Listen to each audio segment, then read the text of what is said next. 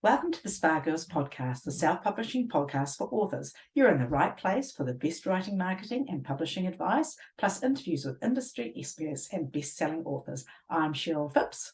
I'm Wendy Valla. And I'm Trudy J. And this week we have an awesome guest. We've got Steffanie Holmes. Welcome back. It's been a while. Yay. It has been a while. I think it was 2018 or something like that. Yes. I think you might be right. I think you might be. Yeah.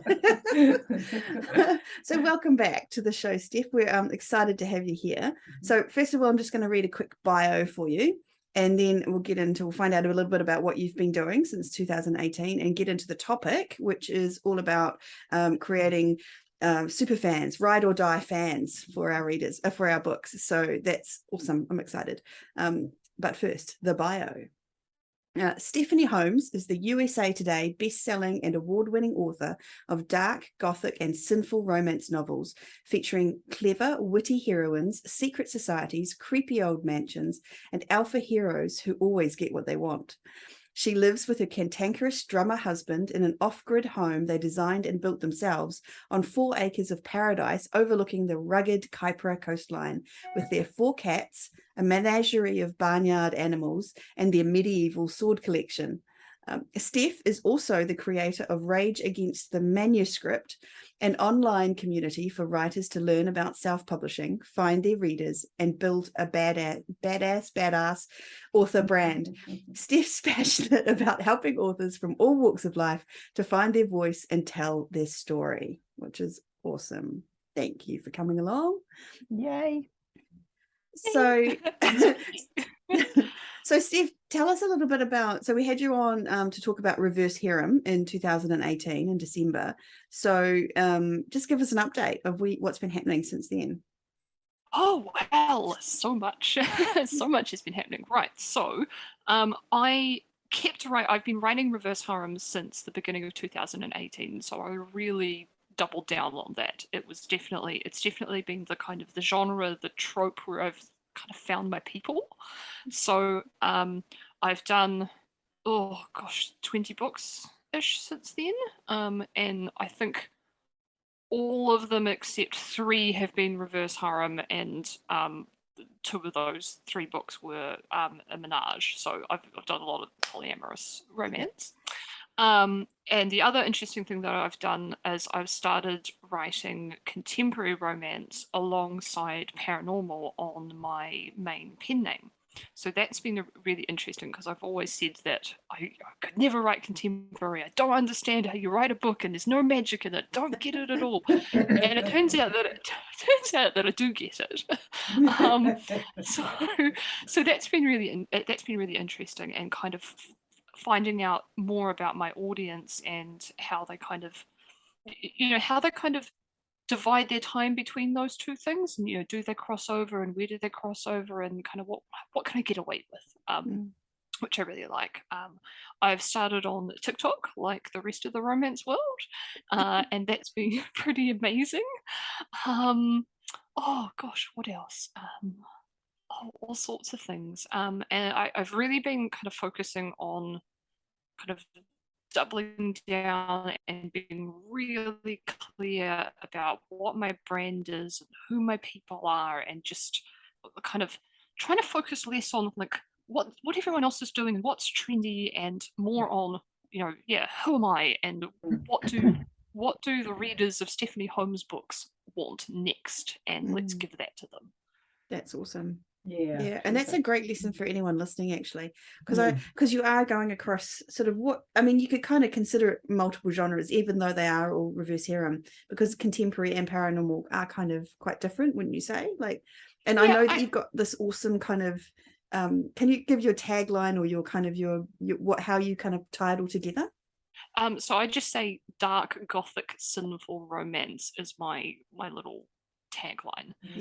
And I think the gothic is the thing that ties everything that I have together. Like, I'm obsessed with any trope that comes from the gothic, like the innocent heroine who inherits some kind of creepy house with secrets, and they can be paranormal secrets or they can be contemporary secrets, but that like I will read any book with that trope in it, Yeah. or watch any TV show with that trope in it. And so I like to take those kind of things that things that I'm really into, and I think you can bend them a bit around the two different genres. And I also think that within romance, romance readers are really used to seeing authors with big backlists of different kinds of romance. Like, when we used to read Harlequins, authors would write often across lots of different categories. Like they'd write in the medical category, and they'd write in the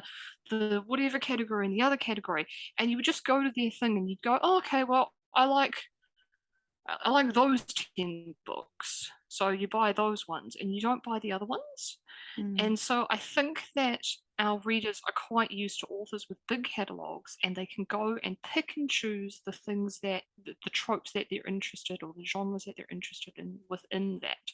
And I think that having a kind of a regularity in kind of heat level and sort of style is more important for romance readers than the kind of the specific, is it paranormal, is it contemporary? Because I think a lot of the readers cross over. Certainly I've found that it hasn't hurt me to move from paranormal to contemporary and then back to paranormal again. And yeah. So your readers are following you across those different yeah. I have definitely not noticed any sort of, I haven't noticed a problem with it myself. Yeah, that's awesome. That's good. That's good to hear, actually, because there's It that is. wisdom that you're not supposed to kind of Because that's stray totally from your against genre. what a lot of people say, right? Yeah. Look, I think there's definitely something to be said for like a really strong, like a really strong brand. Like the stronger a brand is, and the more specific you are about this is what you get when you read this author, the better it is. But I think that within that, there's space to do a few things. I think you're right in terms of the tone, right? Like that I would read an author because I like the way they wrote, and I would follow them to different genres if I like the kind of the tropes like they the voice. used, or the voice that they had, and I knew that there was going to be, at least I'd still want there to be a happy ending. I think that's my big thing. I wouldn't. I think that's okay. So that's cool. So and that's actually kind of segues a little bit in terms of what we're talking about today, in terms of creating these super fans, these ride or die fans, because you kind of got to know what they want, right, before you start, or at least know what part of what you're writing is the thing that's attracting them, or something. Like how do you think that works? Exactly.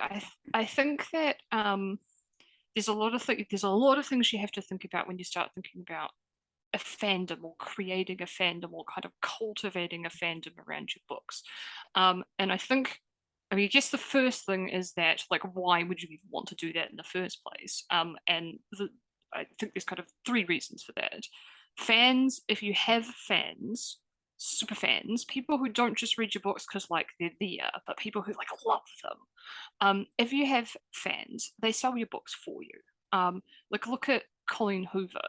I was reading an article the other day saying that approximately, I think something like, I could have these numbers wrong, something like 20 million romance paper books extra were sold last year than are normally sold, that can be attributed to TikTok.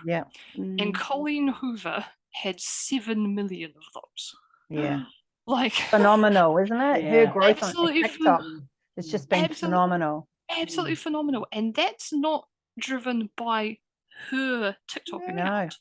Like she's good at TikTok, but it's not her videos that are going viral. It's her fans' videos spreading the word about these books, and that's what's doing it. Fans will sell your books for you. So that's one reason. I also think the second reason is that fans want all the things, which kind of goes into sort of the other thing to talk about, like the kind of the having like 1,000 true fans kind of concept. Fans, they don't just want to read the book. They want to read the book 10 times. They want to collect every different edition that you have in every different format that you have. They want the t-shirt. They want to go to the signing and meet you. They want all of the things. And so that gives us as authors like this incredible opportunity to give them all the things. And then the third thing is that fans they make our job really fun. Like, they're just the coolest people. You know, when you open your inbox or you look on your TikTok and there's people saying, you know, gosh, I really loved these books. You know, they were just the perfect thing. I'm so excited. It's just, that's just the coolest thing ever. Yeah. And what was I going to say?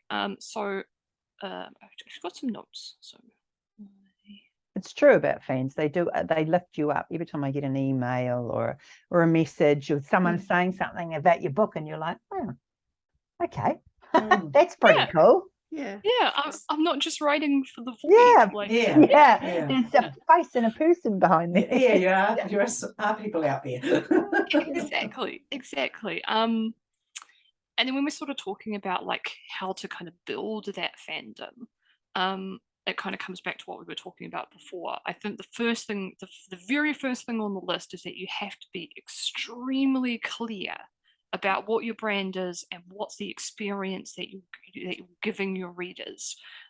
Because whatever that experience is, that's what your fandom is going to be built around. So every single thing that you do as an author, you have to weigh that against your brand. You have to say, the experience that I'm giving my readers is this.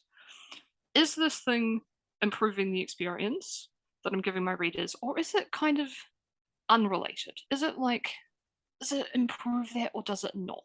I've gone through this a little bit recently because I had a contemporary series, which is a kind of so I've done quite a lot of kind of darker bully romance as contemporary. And I have quite specific rules about the kind of bully romance that I like, the kind of dark romance that I do. Like, I won't do dubious consent or non-consent in my books. And I prefer characters who, if they're gonna bully the heroine, it's because they mistakenly think that's the right thing to do for whatever reason. Like, they're messed up, but they're not horrible people. They've just made bad decisions. And this is like a core part of my brand. And so I had this series. I had 4 books. It was finished. It did really, really well. And I've been thinking a lot about doing kind of big extended worlds. So if readers finish a 4-book series, they've got the next generation series of those their kids to read, or other kind of spin-off series to enjoy. So I thought I'd do a second generation series, and I started that, and it's been a lot of fun to write and like revisit the world and have the parents in there and stuff. But just the nature of the books have evolved into these really dark books, like the darkest things I've ever written, and it's strayed a little bit too far away, I think, from the core of what it is that I want to do. And it's hard because these books have actually done I've got 2 books out in the series at the moment. They've actually done some of the best of any of my books for many for a few years now. So they're really successful books, but they don't feel, it feels like a sideways direction. It's not, it doesn't fit the core of my brand. So I'm going to finish the series. I've got 1 book to go, and then I'm kind of readjusting and coming back in and kind of re-pivoting back in towards what's my brand and what's the core of what I'm doing. So even us people who think about branding and things like that all the time, things kind of go haywire. And it's a big decision to make, isn't it? To stop something that is doing well if it doesn't fit with your brand. That's a big call. Yeah, exactly. And I kind of I just can feel the crossroads coming. I could keep going darker and darker and darker, but I'm not really I'm not a dark romance writer with a capital D. Yeah. I'm quite a gothic. Just sort of a quite soft dark. gothic. Yeah, like a soft dark, like a Sort of more pastel grey. dark. Yeah, yeah, we'll go with that. A pastel dark. Yeah, like a charcoal. So how does that kind of decision making work in with reader engagement? Like, why are you making this decision in terms of reader engagement, in terms of this conversation? Well, it's been a really fascinating year for me, actually, because as well as writing these books, which are really dark, I've been finishing off another paranormal series that I have. That's also, I think it's like my third most popular series, and I did a big Kickstarter campaign for this series. So one of the things I'm doing at the moment is every year I try to do one big fan engagement kind of community fun, super fun. I try to do one super fun thing for fans, one big super fun thing. And so this year it was this Kickstarter for this series. And it's interesting because the series, which is called the Nevermore Bookshop Mysteries, which is great. Everyone should read it. I agree. Everyone should read it.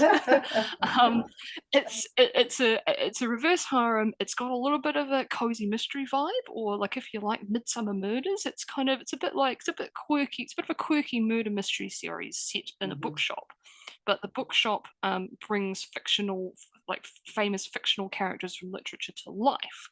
So our heroine has 3 boyfriends, which is Heathcliff from Wuthering Heights, like the classic gothic tale. Grumpy Heathcliff from Wuthering Heights, James Moriarty, the villain from Sherlock Holmes, and Quoth, who's the raven from Edgar Allan Poe, and he's a shapeshifter. And so they solve murder mysteries, and they have sexy shenanigans, and it's a real quirky village, and it's a really fun series. And it's not my best-selling series of all time, but it is the series that I get all of the fan mail about. Like any kind of fan stuff is pretty much always about this series.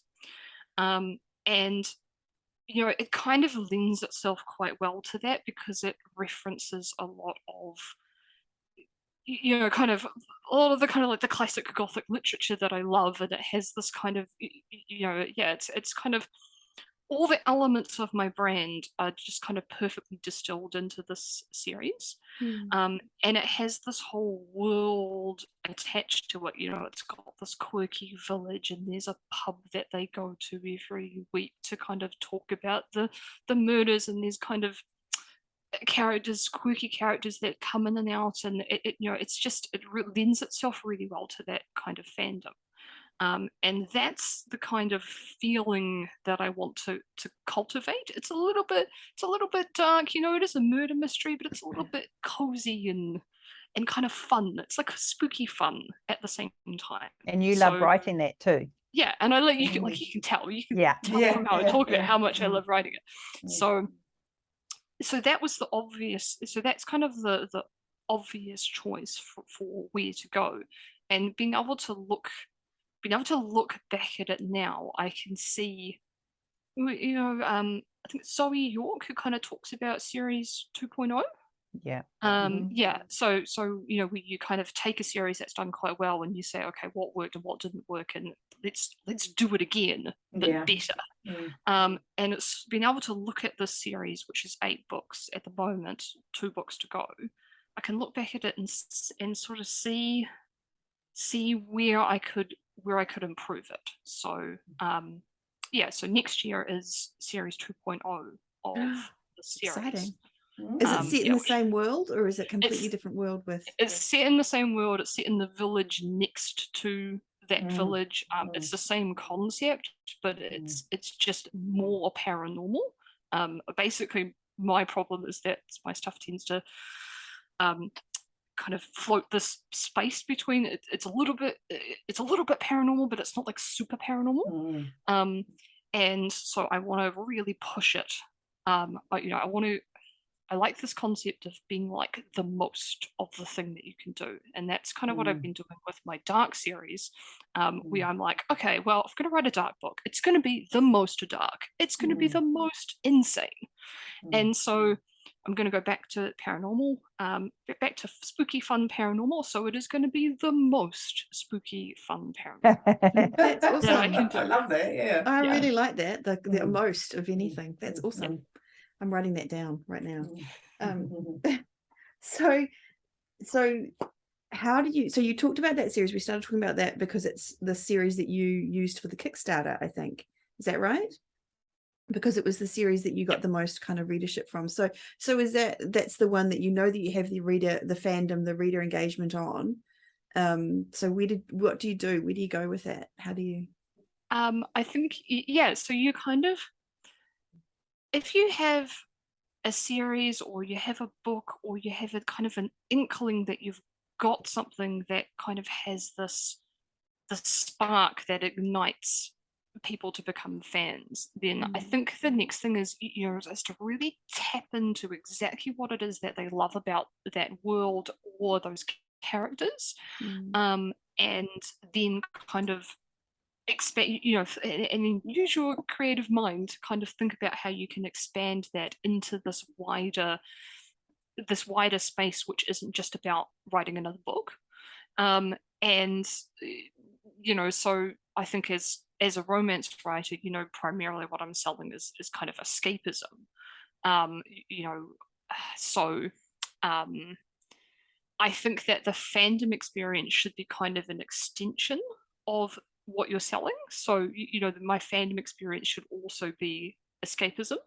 So I love this idea of being able to kind of pull readers into the little quirky village and the bookshop and make them feel like they're, like they could walk around the corner and see Heathcliff at the pub, or do you know what I mean? So when I did the Kickstarter, that's what I was thinking about a lot of. So we did what it was. So the first thing that we did was we gave all these fans these super fancy limited edition covers. They've got like foil on them. They're hardcover books, which I've never done before.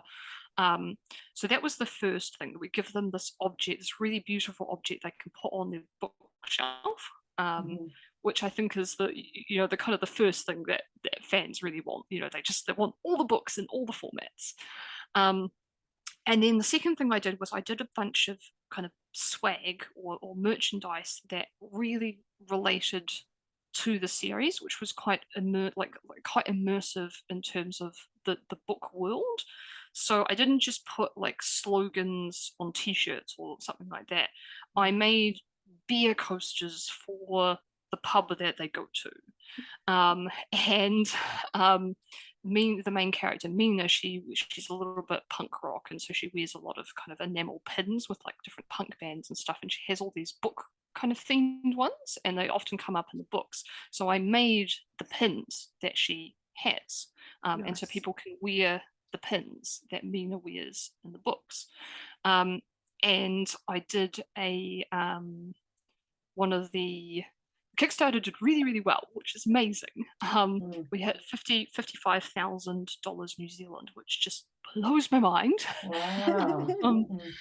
And so I got to do some really cool stretch goals. And one of the stretch goals that I did was I really wanted to do a map of both the bookshop and Argleton, the village that it's set in. And I wanted to be able to put the maps in the front of the book so they could kind of look at the map and go, oh, and it's just this kind of extra thing for it's an extra thing, especially for them, and they've got all these little details in them that only fans would understand. So and I've done a lot of artwork that's also referenced in the book.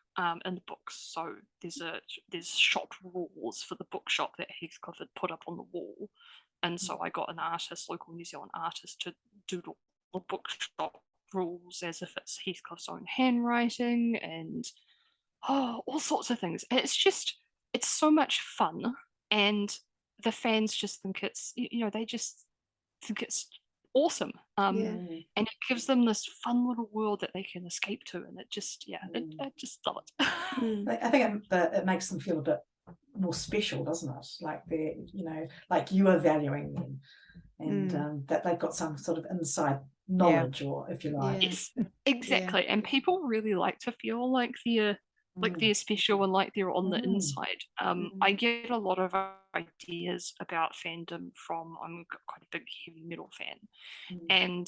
and music is a really interesting business for us, like business model for us as writers to look at, especially when you look at different genres, because some music genres don't really have fans, like fans. They might make all the record sales and have like the highest numbers on, what's that thing, on Spotify, but they don't have, those are the kind of songs that you listen to in the background and you don't really, and then you move on. But a genre like heavy metal is more niche, and the often talk about heavy metal as like this, because all the people who listen to metal are super fans, like every single one. And we don't just listen to the songs on Spotify. We buy the vinyl. We buy posters. We buy every T-shirt under the sun. We, like my husband and I spend a lot of money flying all around the world to see different bands and festivals in Europe and stuff like that. Like, we're so dedicated to it. And so looking at what musicians do is quite, is really quite interesting. And I try to incorporate some of those kind of ideas into my books. So one of the series I'm doing next year is a vampire rock band. And I've already got so good. so I've already got the artists lined up to make the black t-shirts and the patches and the ticket stubs and all this kind of stuff to kind of really make them feel like this is an actual band that you could actually be a fan of. And it's quite cool because I've been waiting to do this vampire series for a long time. So every single book that I have pretty much from like 2017 onwards references this band. It'll be on a playlist or it'll be someone's favorite band or something like that. And so it's this Easter egg that's been running for a long time. And then finally I'm getting to write the books. And so I'm hoping that lots of people will go, oh, I finally get to know who the hell they are. Oh, that's awesome. Yeah. I love that. I've got a band in my current book, so I'm kind of like, oh, maybe I should write a book about that. About his, anyway.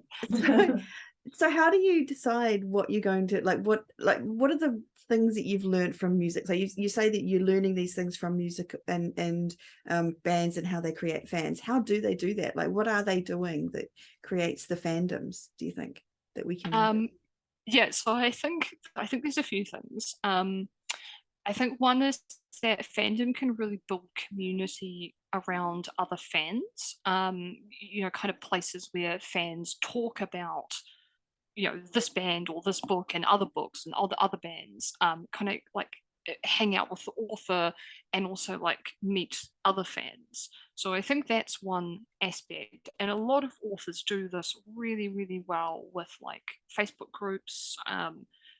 TikTok is starting to become a space where this can kind of happen.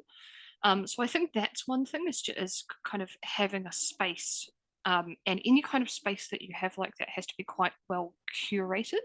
Like you can't have people on there, you've got to bring it back once again. You've got to bring it back to what is your brand, like what is this core thing? And if for me the core thing is escapism, and this kind of spooky, gothy fun. And so I have to make sure that everything that goes into a community space reinforces those things. So I don't talk about anything that could possibly in any way make people upset. And sometimes it's hard to see when those kind of things come up. Like I would have thought putting up a picture of the Queen at the moment wouldn't have been a bad thing, but it turns out that's quite controversial in some circles. I've noticed that. So I don't have any pictures up of the Queen. So there's that kind of thing, is being really careful about kind of curating and cultivating that space so that it just reinforces what your brand is. I think you've got to. Sorry, and on the other side to that, being historical romance, if I put a picture of a Queen up, everyone's like, yay! exactly. So they loved Exactly. it, you know, like Yeah. but Yeah. it just shows you've really got to know Who your who people are. who your people are. Yep, exactly. Massive. If I wrote royal romance, I would be all over this, all Yes. over it. It's Yeah, perfect time. yeah, But yeah. yeah. I think other things are like making sure it's really easy for your fans to kind of share the love. So to kind of, because fans are really enthusiastic when when they have something that they really love. So reminding them that they can share, because sometimes find people send me emails and like, oh, is it okay with you if I post this review on Instagram, or is it okay if I share this collage I've made with other people or something like that? And I'm like, yes, of course. But sometimes people don't know if that's okay. Yeah. So they don't. And so making sure they know I would love to see your fan art. I would love to see, the edits that you make, all that kind of stuff. So I think that's, and just having things available that they can share. And you can be quite creative about that. I think that it's important to remember that at the same time, you've got to engage your current fans, but also kind of have a funnel to attract new fans, because they do drop off over time. And one thing that happens quite a lot in music, which I'm quite interested in looking at, and a lot of authors do this really well, is having some kind of exclusive upper tier where there's a monetary investment involved from the fan in exchange for some exclusive stuff. And so, like the band Iron Maiden, if you join their fan club, you get something called the First to the Barrier, which means that if you go to a show and you show your fan club badge, they'll let you into the venue about half an hour before anyone else. So you can run to the front and get the front row seat of the show. And that's such a creative thing that actually doesn't cost Iron Maiden anything at all to do. No. Anything at all to do. But if you're a super fan, you're like, sign me up. Wow. So What's the equivalent for authors then? For authors, well, I've seen so there's an author named Steffanie Hudson who does vampire romance, and she's a big author. She's doing amazing, and she has a fan club, which is very clearly modeled on kind of music fan clubs. Like her books have a lot of music in them. I think we'd be quite good friends if we met. So Steffanie, call me. So she's quite clearly modeled on music. And so she has a fan club where people pay, I think it's about £35 or something like that, and they get a free. They get some swag, some like merch for that, like I think a t-shirt or something like that, or a sticker or something like that. So they get a small amount of merch. They get 15% off of her merch store. And they get access to a special secret Facebook group that's only for people in this club. And there might be a few other things as well. She also does a lot of events in the UK, basically like little tiny concerts where they have music and bands and fairground rides and kind of circus performers. Seriously? Yeah, seriously, she's amazing. Oh my god, we need to get her on. Yeah, and I'm like, this is what I want. That's what I would like in the future. And I'm not quite fairground rides. I'm totally in. Yeah, and like circus performers and stuff. And so they have all kinds of nice food, and so she'll sign at those events for the first couple of hours, and then they'll go and have and it'll just be kind of like a party with her fans. Wow, that's so cool. And so that's really taking this idea of kind of extending beyond just the books into other things, and You've just given me author goals, man. That's my author goal now. Yeah, it's my author goal. Do you think though that it is genre specific, this sort of stuff, as opposed to say if you were just like if you were writing small town, or if you were writing Regency, like you're not going to have a pet, no, what I'm saying is your goals, it's going to be slightly different. I think readers are more ferociously with the paranormal side of things and the, you know, the gothic side of things. Yeah, like I said, it really mirrors the music world a Yeah, lot, yeah, and yeah. that often, especially if you're in like those quite big genres, it can be a bit harder to kind of narrow in on Yeah. what's like a fandom experience that my fans actually want. Yeah. And some genres that's really easy. Like I feel like mine, it's really easy. Yeah. And some people it's a bit harder. One thing I've seen, which I think is really interesting, is I've seen a lot of people on TikTok going to like Bridgerton balls. Yeah, And I've seen I those know, too. yeah, and I know that Bridgerton is a big, it's a big name at the moment, but that is the kind of thing that I think could be scaled down to, a different, people love to get dressed up and go somewhere, and that's a bit immersive, and Yeah, absolutely.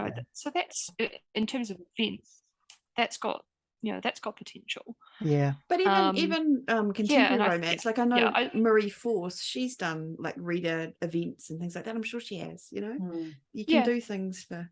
Yeah, and I think merchandise is a big growth space for authors, merch specifically for fans. And I think there's a way to do merch for every single genre.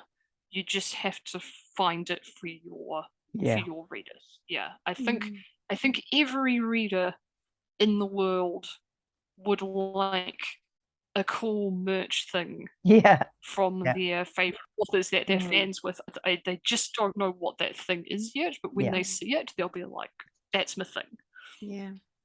Agreed. And I think that the way that you've thought outside the square and you're thinking specifically for your readers, Steff, is a really cool thing. Like, so for example, instead of just like, I mean, a lot of authors have, for example, mugs or t-shirts and things like that, which, it's somewhere to start. I'm not saying you shouldn't do that, but maybe there's ways to kind of push it further and find something that's just specific to your series like you've done, so that people really feel like that it's really speaking to them, almost like they've got that connection that's more than just even if it's just, if all you want to do is mugs, do you have a coffee shop in your books where the readers go, and instead of putting your name on the mugs or something like that, put the logo of the coffee shop? And that's like a tiny thing that you can do, and it just, the reader, they go, if it's a series that if it's a series that readers kind of cling to as like a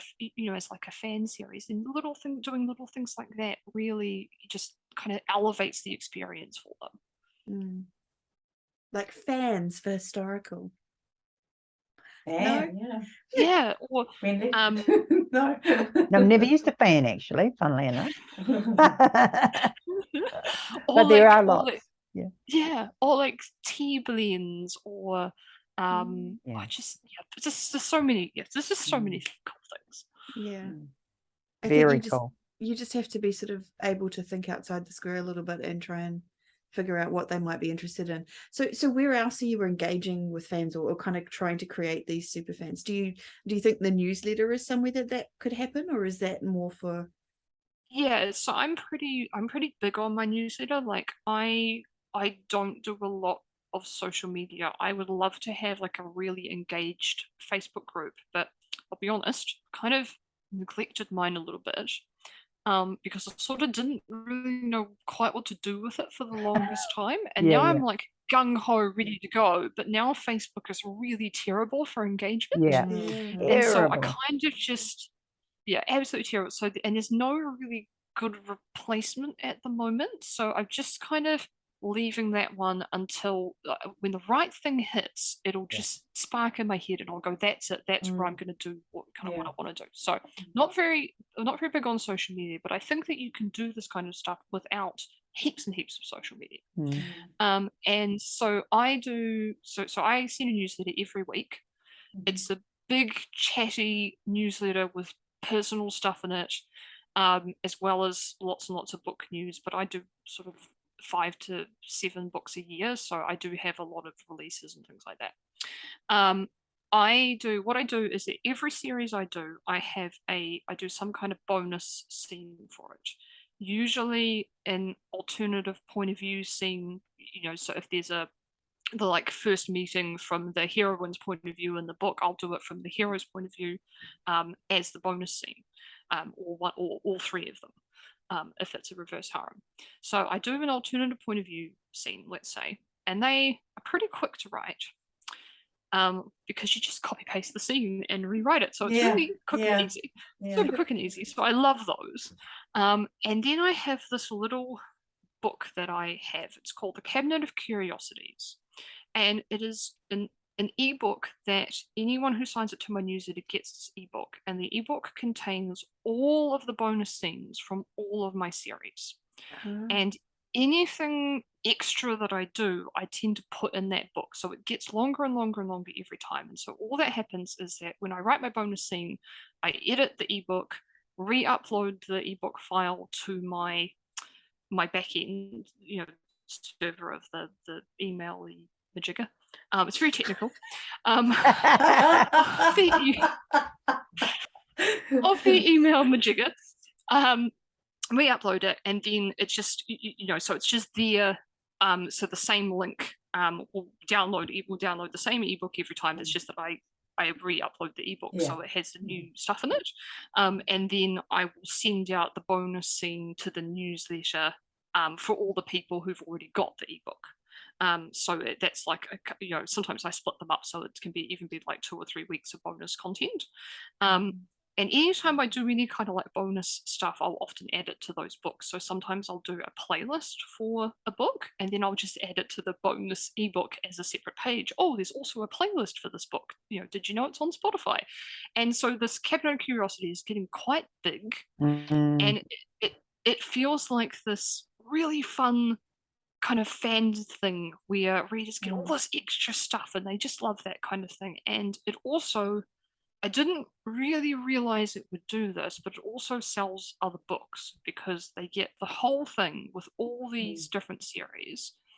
I try to put in information about the series that link together in big series worlds, so it helps them discover new books. And I thought people wouldn't really read the bonus scene of a book that they haven't actually read the book with, but they certainly do click on the links and go to those books. So maybe that's what they're doing. So it seems to cross-sell books as well, which was not its intention, but I just wanted it to be easier than having like 20 different kind of potential newsletters sending out different bonus scenes. So that's one thing that I do. And Can I then, just ask a quick like, when you put a new bonus scene in, do you put it at the beginning? So they're getting so it's the newest to the, okay, that makes sense. Sorry, keep going.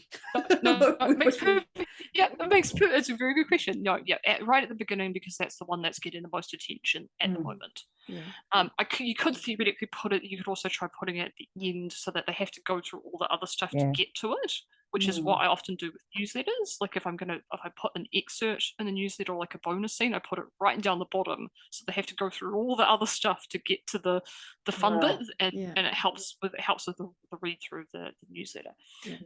So That's a good tip. So I do the newsletter about once a week, and it's quite chatty, and I try to do I don't do a lot of bonus content outside of the scene that I've written for each book, because I just don't have time. But I do sometimes do things. So like there was one year I wrote Santa letters from all my main characters.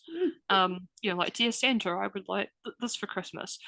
Kind of all in character, and I often resend that every Christmas. So you can kind of reuse things a lot. So I don't do a lot of bonus content, but I do a lot of kind of behind the scenes stuff, because a lot of my books, the kind of spooky elements are often inspired by real life hauntings or ghost stories or mythology or lore, and I have a background in archaeology and mythology and things like that, so I'm really interested in that kind of stuff. So I'll often say, do you remember this scene in this book? Well, here's the story behind it. Wow. and people really like that kind of stuff, and that's quite easy for me to do, and it feels like bonus content, although it's not quite the same thing. And again, also you can recycle those. So I often recycle kind of those, like if I've got a series, and book 4 comes out, you can kind of recycle some of the stuff from when you did book 1, because it's not like people aren't going to remember. Or if you run a sale on the box set like 2 years later, you can also reuse some of that content. So I do that. I noticed and then it's I also just on do your website kind of little too. updates about my life. Yes, I'm trying to. What I was hoping to do was get like kind of like a blog section of my website where it had all these things on there as well, and it kind of could attract people, just randomly around the internet, and kind of be this big kind of fan place. But the platform that I use for my website it's not really designed for that. So it's not as big a section as I would like, but there are a few of those in that section on my website as well. And I tell kind of little, it's the first couple of paragraphs of like a little update on my life usually. And I'm quite specific about the things I update on. So, if I go out and see a band, I started doing pole dancing in the middle of lockdown. And I'm currently trying. Of course I did, yeah, because of course I did. I think you can actually, if you have a look, you can actually see my pole there. Yeah. So I am doing currently, so I'm currently doing a Frankenstein themed pole performance for like a competition that's coming up. So I'm updating them about that, because it's like Frankenstein, so it's like it's in the theme. And I talk about the animals and the farm and just kind of fun stuff like that I think they'd be interested in, but not like current events, or it's all escapism and spooky fun, and if it doesn't fit in there, it doesn't go in. Cool. That's awesome. That makes sense. I have a question, because you said in one of the I guess this is kind of what we've been talking about really, but you talked about stoking the fires of fandom. So are there ways that you're using, are these all kind of where you're taking people who are ordinary fans and trying to amp them up to super fans, or are there other things that people can be doing that are that level of amping them up, if you know what I mean? I think all these things are kind of geared towards doing that, but I think there are lots of other things you can do. One of those things is allowing people to be part of the process, even if you don't actually listen to them. Like just things like polls, like a street team, which again is an idea that's borrowed from the music industry. Beta readers, ARC readers, all those kind of things. Those are super fans who are interested in, you mean I could actually read the book before it came out? Do you mean I could actually tell the author something and they might actually do it? That's such a fan excitement thing. And there are authors who really go crazy with that sort of thing. So there's that thing.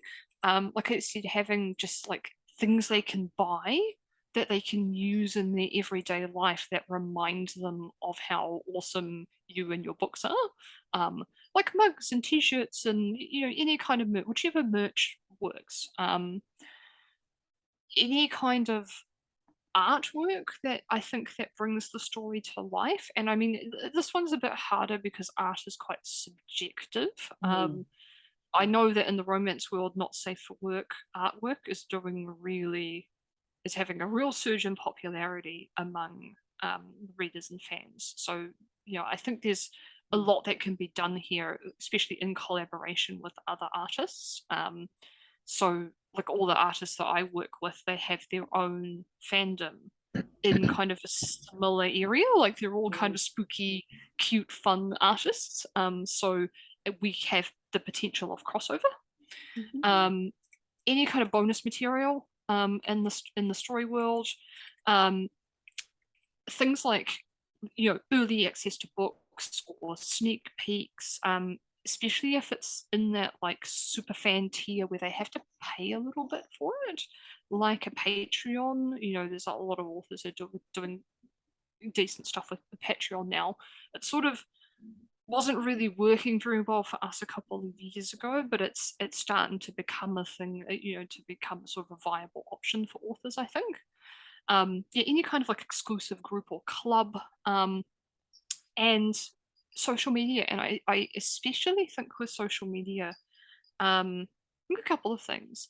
I think that there's a lot that could be done with immersive social media, where, for example, if you've got a vampire rock band, instead of having your Instagram as you, the author, you could have the rock band's Instagram. So they go to, the band's called Bloodlust. So they go to Bloodlust official Instagram and they're following the band on Instagram, something like that. I think that is not done very much as authors, like social media that actually is world immersive. But I think there's a lot of potential there. So that's one thing, and I think you can't talk about social media these days without talking about TikTok.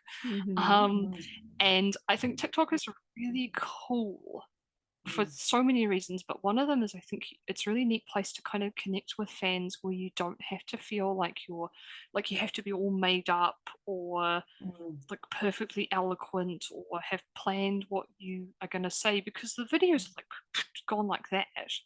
And there's a filter that will do your makeup for you, and this is a revolution. I just can't get over how amazing it is. And it's not for everyone, but I do think it has a lot of potential. So there's some ideas. Yeah, awesome. Those So are really good. cool. And we've all heard about how well some of the authors are doing on TikTok, and that's really cool. So you talked somewhere about multiple streams of income. So is that the merchandise there, and that's the groups? Are there any other, and the books obviously that we're selling, are there any other streams of income that you can think of that would be useful? Off the top of my head, but I think there's, like I said, I think there's a lot of potential just in those three areas. In all kinds of books, like limited edition books, hardcovers, foils, like super extra luxe editions. And it's so interesting because this used to be a thing that was not really accessible to us as authors. This is the kind of thing that publishers will do. But there's been a lot of authors, especially over the last year or so, particularly ever since Brandon Sanderson did his big Kickstarter, where I think authors are, and it's also connected to TikTok and those readers loving paperbacks. But I think authors, especially with authors who have a kind of an audience already, are sort of starting to realize that we really can do a lot with print if we sort of act like a publisher. In that, I mean, we can, if we can do we can get a pre-order, and we can get 500 fans to buy a pre-order of a fancy book, and that gives us the economies of scale that we never had before to be able to go to a printer and actually create a book that's affordable. Like I said, my Kickstarter did really well, but it's nothing compared to, like, I'm a small fry compared to some of the big author Kickstarters that have been happening recently. But what it proved to me is that even with a small fan base, I think I had about 150 readers back the Kickstarter, so it's a small fan base. Even with a small fan base, you can do some pretty amazing things, because effectively it's a pre-order, so I know that I can sell 150 of those books, and that is way more cost effective than doing 10. So, and there's so much you can do with limited edition books and different covers and fun things like that. Merch is just, there's just never ending. It's just never ending what we can do with that. It's really exciting. My next big project is to do a proper online shop. where I kind of release a couple of merch items every month or every couple of months. And I can also do limited edition. So kind of like the Kickstarter, but a slightly smaller scale, 3 books at a time, foils as a pre-order. Can we sell 200 of them? Then we order them and send them out, kind of thing. Not as many moving parts. Merch. The options for merch are just never ending. There's just so much that can be done there. And kind of art collaborations and things like that. Any kind of fan club or something like that where they have to put down a little bit of money, doesn't have to be heaps, but a little bit of money in order to kind of get the special status of being a super fan. And I think for a creative business owner, an author who's looking to build a career, that is a really great relationship to cultivate with fans. Yeah, that is awesome. And I like how you're saying there's kind of all these ways to do it, because sometimes it's like, oh, how do I, but the idea that you can look out there and find what works for you in your genre with your fans is kind of cool. And that there will be something. Can I ask, so when you're now planning series, are you doing it like with the kind of, so are you taking the reader engagement or the superfan stuff in your mind as you're creating a new series, or are you still just doing it in terms of what's best for you as what you want to write or whatever? Or like we talked a bit about the brand. It's kind of all in there. I'm quite strict now, because I haven't been in the past, about connecting books and series into wider series worlds, because I think even sell through between this series of 4 books and this series of 4 books is never going to be as high as sell through between books 1 and 2 in this series, where there's a massive cliffhanger. Like, it's just spin-offs just often will really do as well as kind of the original series, but it's still better than starting from scratch again. Every single time, which is what I used to do. I'd do 4 or 5 books, 3 books in a series, and then I would start from scratch again, brand new world, brand new rules, brand new everything. And now I'm looking more towards, if I can get people in, I want them to never have to leave, basically. I want them to have so much they can consume, that they never have to leave that world if they don't want to.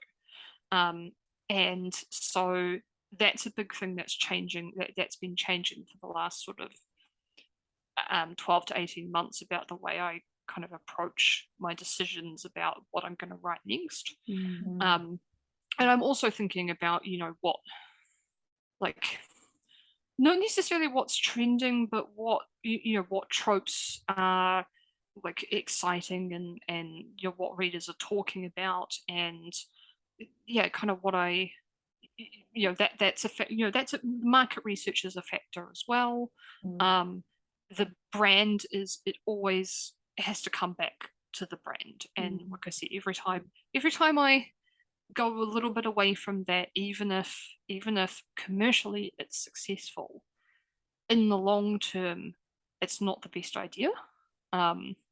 And I'm like I said, the series that I'm finishing up at the moment, it's been commercially really successful for me, but it's not the direction I want to go in, so it's best to cut that off. And over time, that series of 3 books will kind of be not buried so much, but it'll just be part of my big, huge backlist, and it won't matter so much that it's a little bit off to the side, because pretty much everything else will be spot on. So I'm not worried about it. I'm not thinking about unpublishing it or anything like that. I'm just like, I did it. It was a really interesting thing. It's worked really well, but that doesn't mean I'm gonna keep doing it. And if people are looking for more of what you write, they might give it a go anyway, even if they're not really sure if it's something that they would like. Exactly. And exactly. And the new readers that have come in from that series, I have 4 other bully romance series, including 2 complete series which are set in the exact same world. So I've got a lot for those readers to explore without having to give them more new content. And that's kind of how I view it. So yeah, that's awesome. So on that note, we're kind of rounding off the interview now, but can I just ask, is there any kind of last tip or one sort of really important piece of information that you feel that is important for our listeners to take away from this whole interview?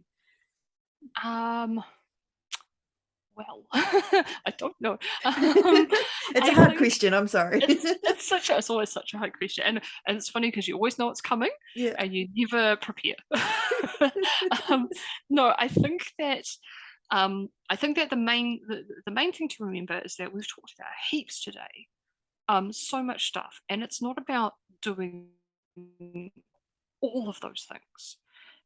It's about sitting down and being really honest with yourself about what is your brand, what is the promise you make to your readers, what's the experience that you're giving them, and then how can you expand that experience. And thinking about your books in terms of the fans that you build, rather than, you know, to a certain extent, rather than the money that they bring in or the number that you sell, which can be a bit of a mindset shift for us authors, but I think it's an important one.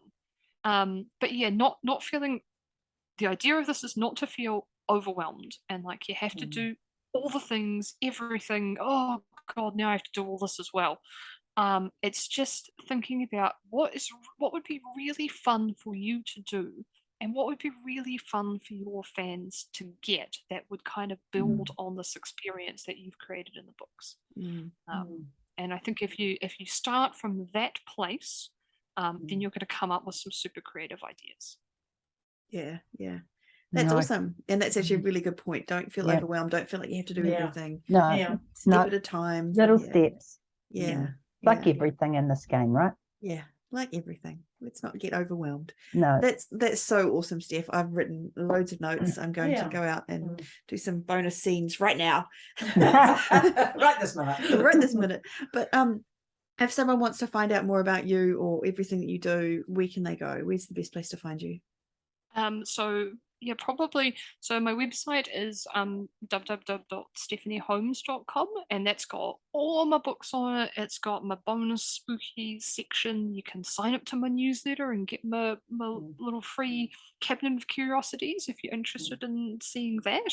But just as a warning, I do email once a week with lots of stories about hauntings and things like that. So be prepared. And you can also go over to www.rageagainstthemanuscript.com, and I have a whole bunch of free resources. I have a little podcast of my own, which is infrequently updated with some kind of tips, and I've got a few sort of small courses about kind of branding and things like that. So check it out. Awesome. Thank you very much. And who wants to say where we can be found? First one to we can be found at spargirlspodcast.com. We're on everything really. Facebook, Insta, and thank you so much to all the Patreon subscribers. Awesome. Can I just say awesome? We really appreciate it, and we love having you there. Don't forget, with that, you get at a certain tier, you get our Facebook group, which is got a lot of Facebook group. special Facebook group. Yeah, not like all those other ordinary Facebook groups. This is a special one. Yeah, so but thank you, Wendy, for all of that, and thank you to our listeners for coming along on another episode of the Spa Girls podcast. And Steff, thank you so much for joining us, and we really appreciate it. But for now, we are heading off, and we will join you again next week, same time, same place, probably somewhere around. Keep well. Anyway, Bye. see you. Bye.